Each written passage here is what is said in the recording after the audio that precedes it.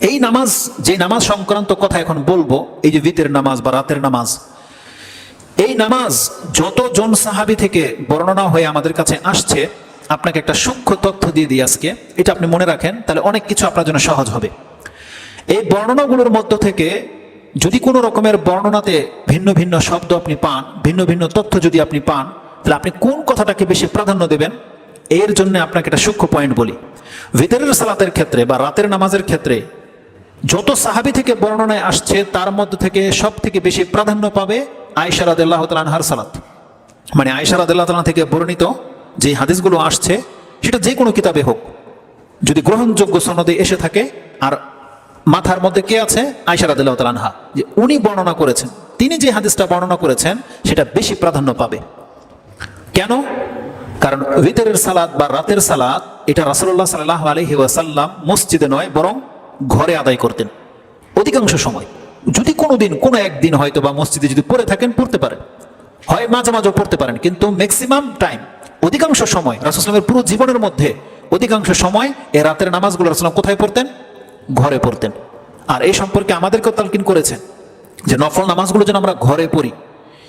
তো ভিতর নামাজ, কিয়ামুল লাইল বলেন, কিয়ামুর রমাদান বলেন, তারাবি বলেন, তাহাজ্জুদ বলেন, এটার আসল হুকুম হচ্ছে নফল, এটা আমরা বলবো। তাহলে নফল নামাজগুলো ঘরে পড়তেন।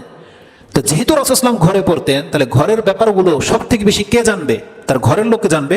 এই জন্য বলেছি যে সব থেকে বেশি প্রাধান্য পাবে আয়েশা রাদিয়াল্লাহু তাআলা আনহার হাদিসগুলো। অন্যান্য উম্মাহাতুল মুমিনিনদের নামও আসবে, রাসূলুল্লাহ সাল্লাল্লাহু আলাইহি ওয়াসাল্লামের স্ত্রীদের নাম আসবে, কিন্তু প্রাধান্য পাবে আয়েশা রাদিয়াল্লাহু তাআলা আনহার, কারণ এই সম্পর্কে তিনি যথেষ্ট জ্ঞানী, যথেষ্ট অ্যাক্টিভ ছিলেন। আর এই কথাটা আমার যদি হতো, তাহলে আমার দৃষ্টিভঙ্গি আপনি গ্রহণ করতে পারেন, নাও পারেন, কিন্তু সুবহানাল্লাহ, এই কথাটা বলেছেন আব্দুল ইবনে আব্বাস রাদিয়াল্লাহু তাআলা আনহু। আব্দুল ইবনে আব্বাস রাদিয়াল্লাহু তাআলা আনহু থেকে আমি আপনাকে এটা কোট করব। একজন তাবি, তার নাম হচ্ছে সাইদ বিন হিশাম ইবনু আমের। এই আমের হচ্ছে সাহাবী, তার ছেলে হিশাম সাদ বিন হিশাম বিন আমের। তিনি বলছেন, কালাত, তিনি বলতেছেন, ফাআতা ইবনে আব্বাসিন, আমি একদিন ইবনে আব্বাস রাদিয়াল্লাহু তাআলার কাছে এসেছি। কি সংক্রান্ত বিষয় জানতে? এই ভিতরের সালাত সম্পর্কে জানতে, রাতের সালাত সম্পর্কে জানতে, যে রাসূলুল্লাহ সাল্লাল্লাহু আলাইহি ওয়াসাল্লামের নামাজটা কেমন ছিল। ফাসালাহু, আমি তাকে জিজ্ঞেস করলাম, আন উইত্রি রাসূলুল্লাহ সাল্লাল্লাহু আলাইহি ওয়াসাল্লাম, রাসূলুল্লাহ সাল্লাল্লাহু আলাইহি ওয়াসাল্লামের ভিতর কেমন ছিল, এই সম্পর্কে তাকে জিজ্ঞাসা করেছি।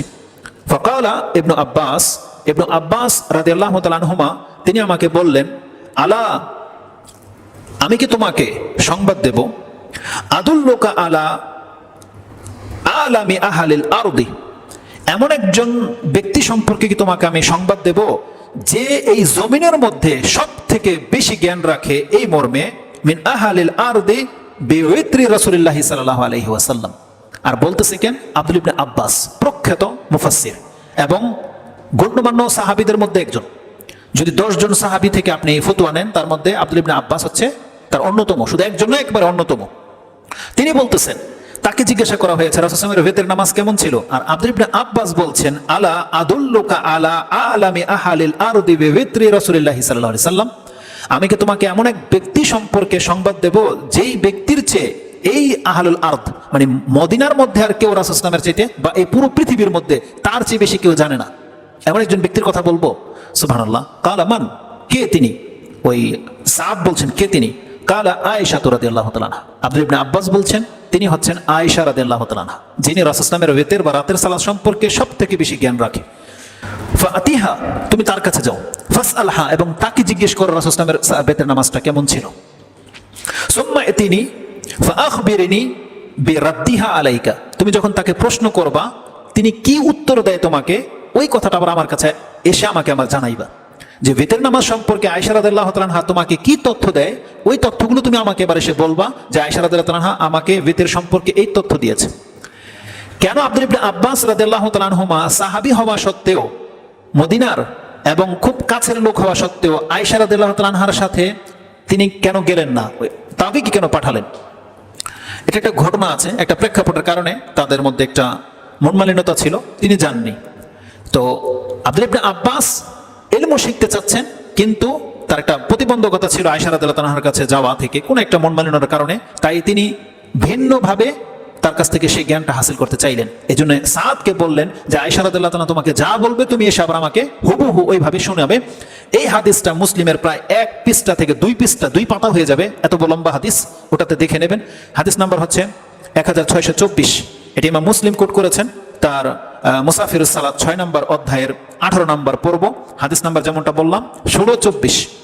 তার এই হাদিসের মধ্য থেকে আমি যেই তথ্যটা আপনাকে দিতে চাচ্ছি যে আয়েশা রাদিয়াল্লাহু তাআলা আনহা রাসূলুল্লাহ সাল্লাল্লাহু আলাইহি ওয়াসাল্লামের রাতের নামাজ সম্পর্কে সব থেকে বেশি জানতেন, এটা আপনার মাথায় বসিয়ে নেন।